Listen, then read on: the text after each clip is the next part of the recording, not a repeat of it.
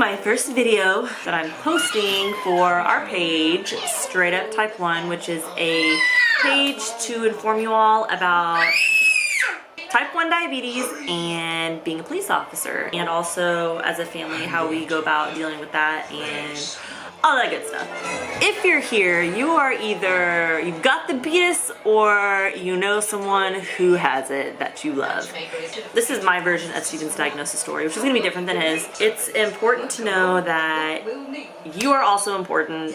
You're going through this as well, and you need to be strong for your partner, whoever is going through this that you're helping with.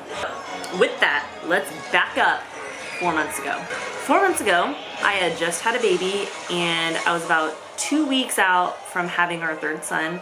I had noticed that there were some things that Steven was doing that I was like, that's weird. Two of the main things, which you usually hear about like with diabetes, is that he was drinking a ton of water and then getting up to go to the bathroom like a bajillion times a night. Really, like probably like 6 times a night, waking up to go to the restroom. Sorry, they're watching Mulan.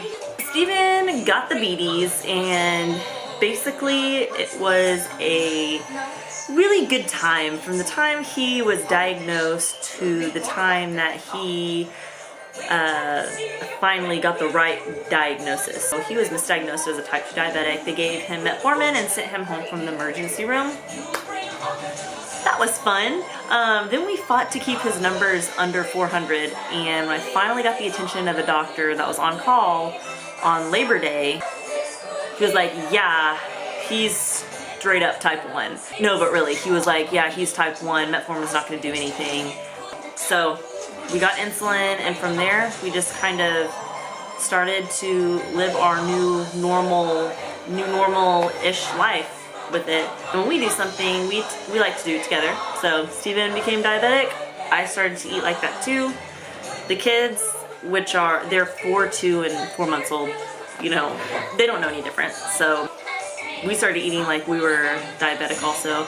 And it just kind of becomes something that you do, counting the carbs and all that good stuff. And it's not easy, and there will be times, like this is a time in our life that I've really had to be strong for him. 2 weeks after getting diagnosed as T1, Steven lost his nanny. She passed away from complications of type 1 diabetes. And the reason I became so concerned about him maybe having diabetes is because his nanny has diabetes. He's got an uncle, a cousin, all type 1, and he had a great uncle, type 2. Just, it ran all over the place on his side. So like this was one of his biggest fears, being diagnosed as type 1. But here we are, we survived it. And the reason why we wanted to do this channel was to bring awareness.